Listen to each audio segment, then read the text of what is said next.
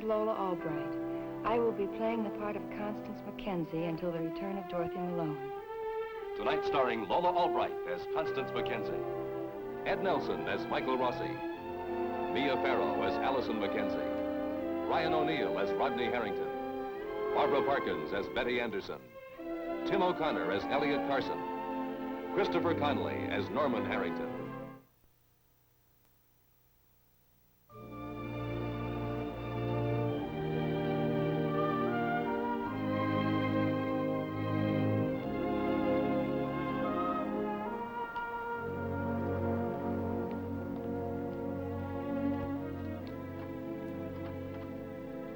Allison Mackenzie, now out of her comatose state, Rodney Harrington is just a casual friend.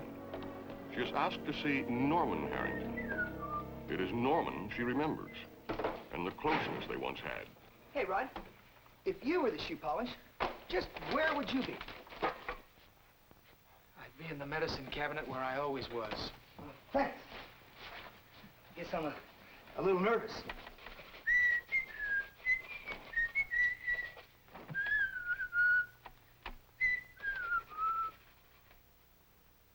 Sorry.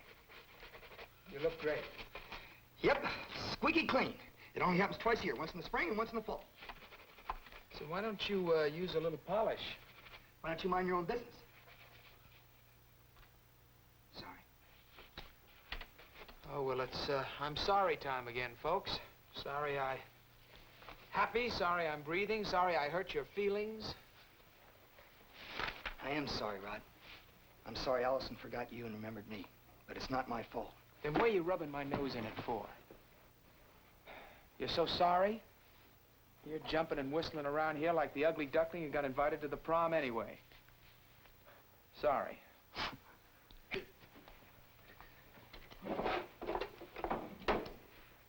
What's that? It's a book. A present for Allison. It's okay. Norm?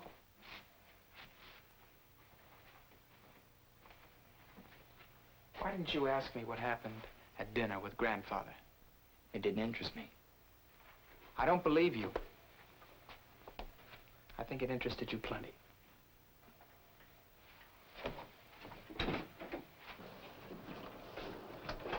Norm?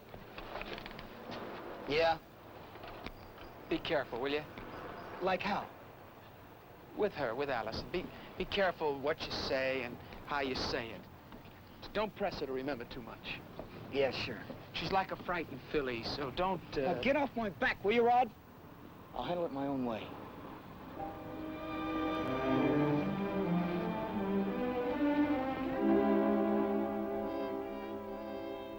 It's a subpoena. I'm sorry, Rita, but it's my job. Do you want a cup of coffee, Frank? No, thanks. Why, make good coffee. I'm sorry. Cut right? I know. What do you want? Policemen drink coffee, too. Yeah. Hey, you're gonna make a big sale today, so, get ready. Hey, Norm. Huh? You look nice. Is that a new tie? Yeah. Only time I ever saw you wear a tie was graduation night. Mm-hmm. Are you going to see Allison? Yeah.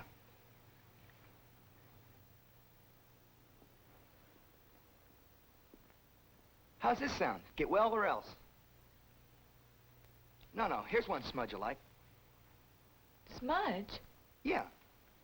That's what I used to call Allison in grammar school.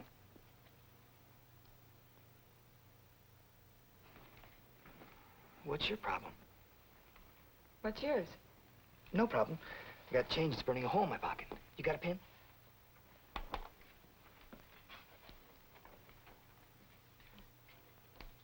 Hey, what's in it? A book? Norm, thank you. It's for Allison.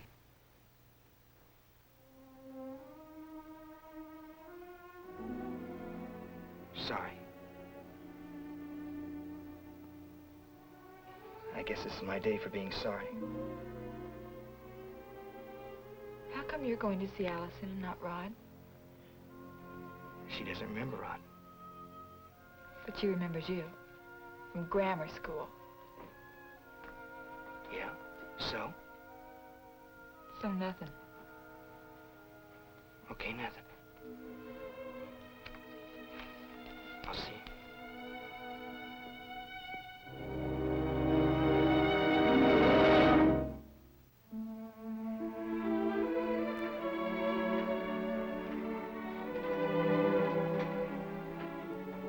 Thank you.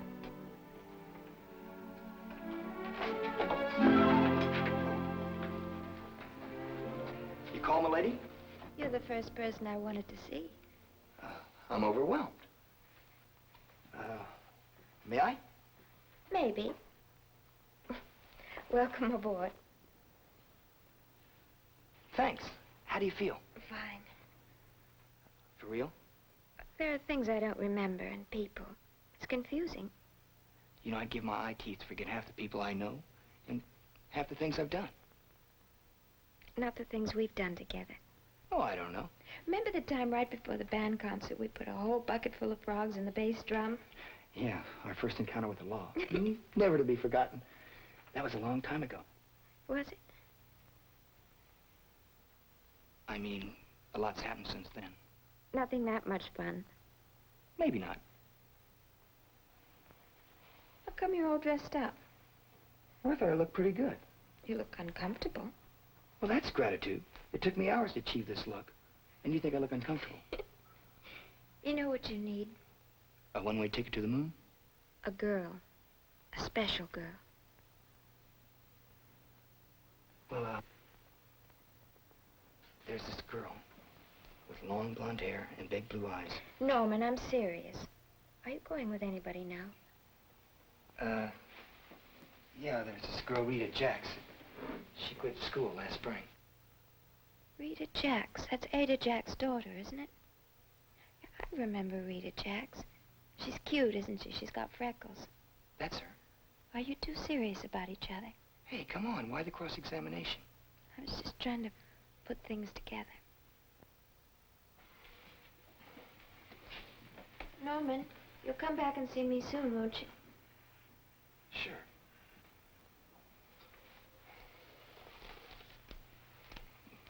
Merry Christmas. Thank you. Norm? Hi, Dr. Rossi. Hello, Allison. Hello, Dr. Rossi. Dr. Rossi, does Mr. Harrington know that Norman is going with Rita Jacks? I think so. Why? I'm sure he doesn't approve of her. He's so conscious of his position. He never lets anyone forget that he's running that mill. Is that a present? Isn't Norman sweet? He's addressed it to Smudge.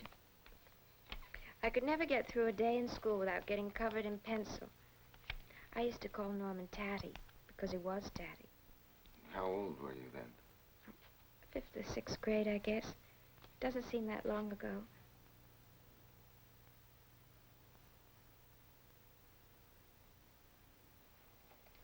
Well, open your present. Smudge.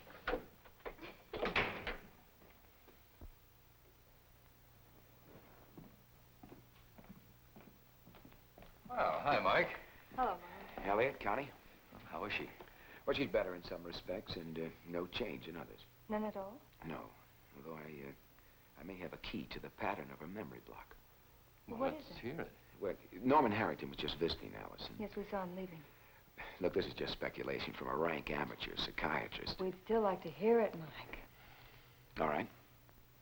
Allison thinks of Rita Jacks as just a girl that Norman Harrington studies with. And Leslie Harrington is still running the mill. Now, she remembers these simple relationships, but not the complex or threatening ones. And I'm complex and threatening. Well, Allison has always lived in a kind of a shell, Elliot. A protective shell, and it was manufactured with love by Connie. You kind of broke that shell. Up until that moment, Allison was warm and safe and secure. She called Norman Harrington Tatty, and he called her Smudge. She remembered the picture on the mantelpiece of that nice man she knew was her father. But she accepted Elliot. She was happy with him. And with Rodney, too. Yes, she was. But now Rodney Harrington, her Prince Perfect, is accused of murder by the girl that she forced into talking. She thought Kim could help clear Rodney. Still has guilt. And in blocking out that part which is intolerable, she blocked out the entire relationship. All of it? Everything? Yes. To a youngster as sensitive as Allison, this past year has been a tremendous shock. Everything she believed in, everything she trusted is, well, turned upside down, proven false, said to be untrue. It isn't impossible for her to try and escape this.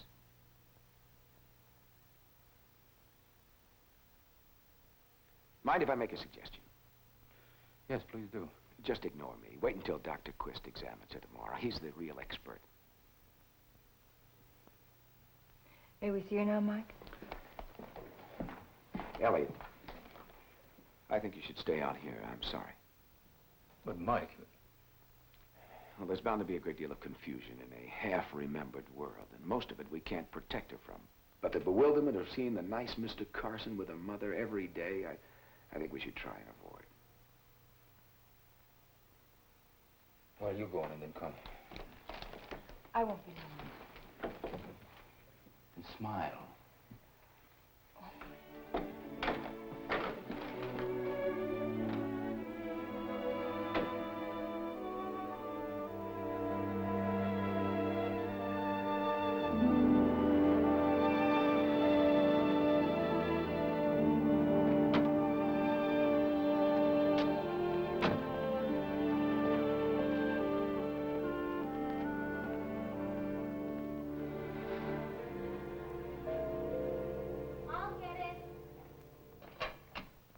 What do you think?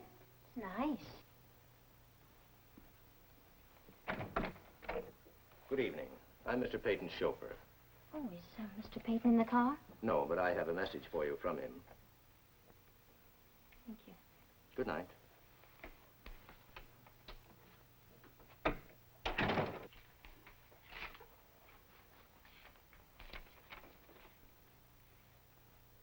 wants to see me.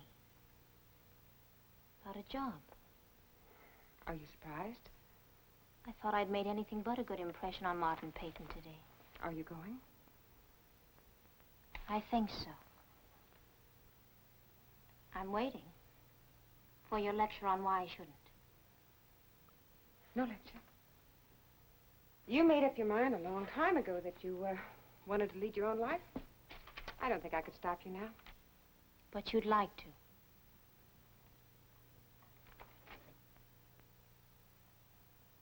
Oh, Betty.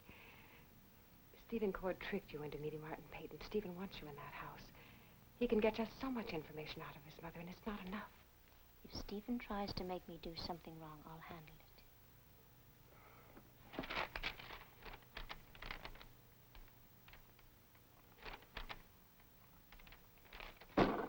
Don't go to work for Martin Peyton. Not even a reason, a qualification, something. Do you really need a comment? All right, I'm not a wide-eyed innocent, am I? I know who Martin Peyton is. I know the risks. Then why take the risks? What is this going to mean to you? What are these machinations going to do for you?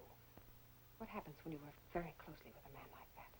I pick up some of his wisdom, some of his drive, and maybe even a few of his opinions. Oh, you are making the best of it. Betty, corruption rubs off. You said no lectures. I'm so involved with you. I tell myself, don't say anything. Just hold tight, don't say a word. Nod pleasantly, smile. But it doesn't work. There is something inside me that just won't let it. Betty, don't you see, I have been so close to these things. I have been too close to that house. We are different, Mother. We just are.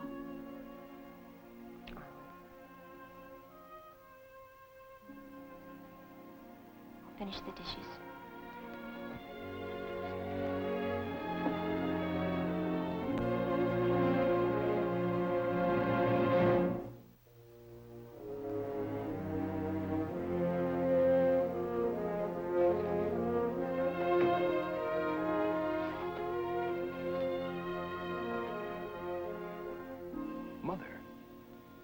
I didn't mean to startle you.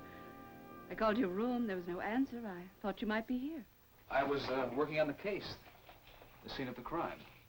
So-called crime. Is something wrong? Why does something have to be? Well, this isn't exactly an everyday occurrence. In fact, I believe this is the first time you've ever come to a place where I've worked. Well, I've made it a point to stay out of your affairs, Stephen. If this is just a social call, then that's even more of an occasion. I think this calls for a drink.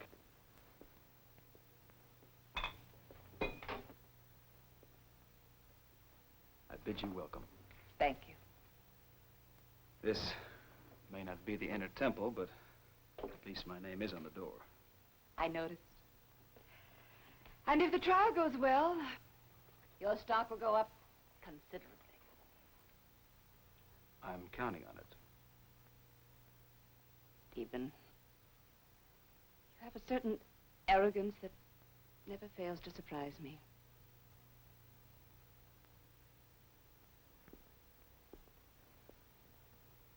Maybe that's a legacy. I didn't come here to fence with you. Oh? No, I came to give you a warning.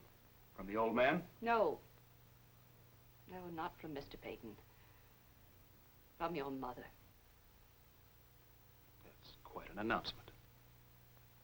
It's the trial, Stephen. I'm worried about you. Look, I know you think I'm going out on a limb asking for this case, but I'm ready for it. I won't embarrass you, Mother. I'm not concerned about your professional competence. I am concerned about your attitude. This is a small town, Stephen. The members of the jury will be small-town people.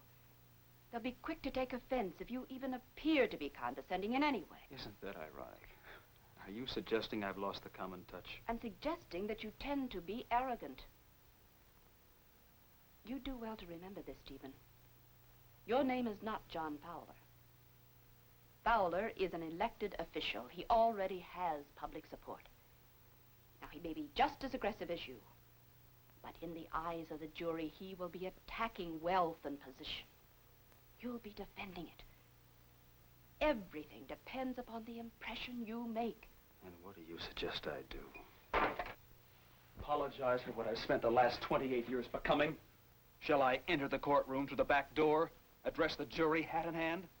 Or maybe I'll remind them of my humble beginnings. Maybe wear one of Rodney's hand-me-down suits to make my point. I have to go. Mr. Peyton's expecting me. Mother!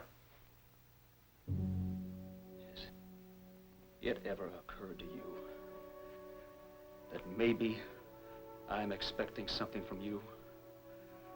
Something more than just a warning? What do you want, Stephen?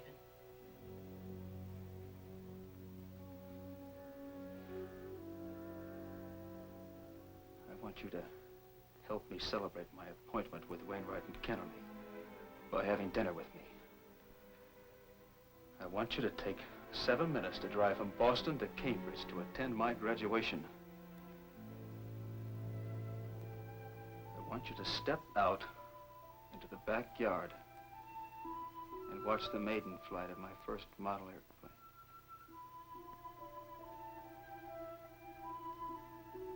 I found out a long time ago, Stephen, that I didn't have the capacity to lavish my affection.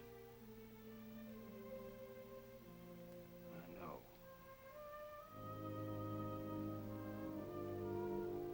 There was only enough for one.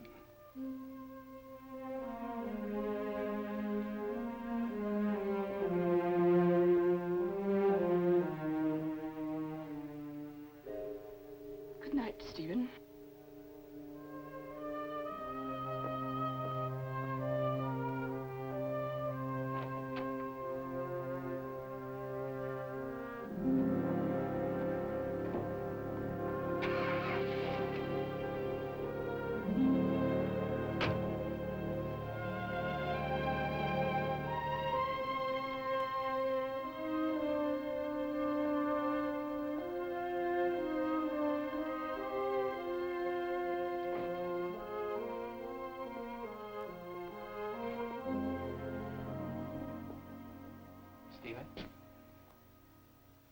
seems to be my evening for nocturnal visitors. I saw your mother outside. I think I might have kid. You once told me that if I felt like climbing the walls to come see you, you'd nurse me through it. Building. Come on in, Rod.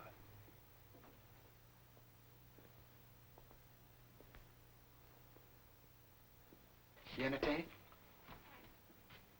Trying to? Would you mind if I, Go ahead.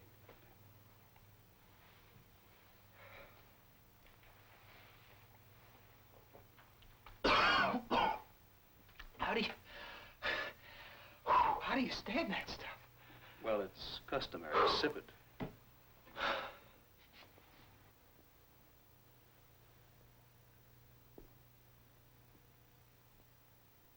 X marks the spot.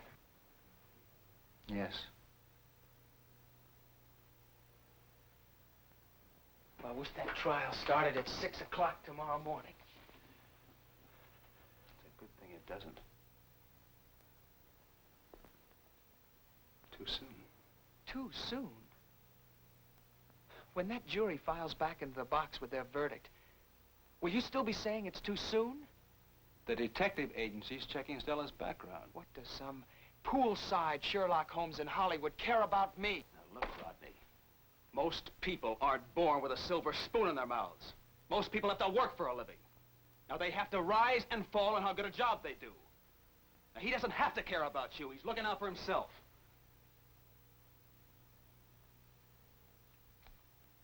I'm only here for one reason. You made me promise I'd come. Now, hold on, Rod. Look, I've had a bad night. I'm tired. I didn't think you had bad nights. No one has problems but Rodney Harrington, huh? What's the matter with me, Stephen?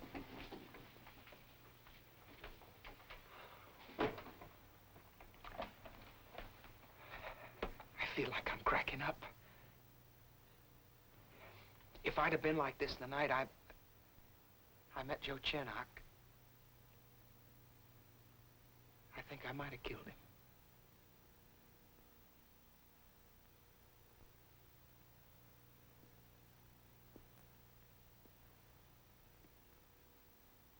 Yeah, I know you're gonna tell me to live my life as normally as possible.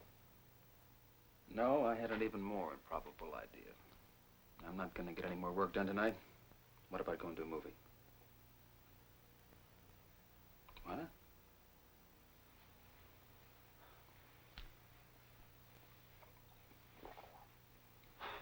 Well, it's customary to sip it.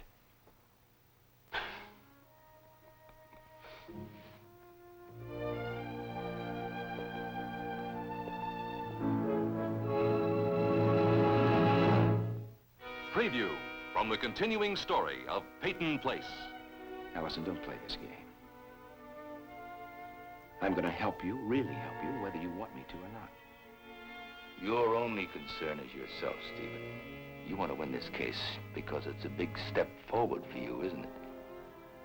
Don't try to fight with me, Schuster. If there's going to be any fighting, I'll pick the arena and the time.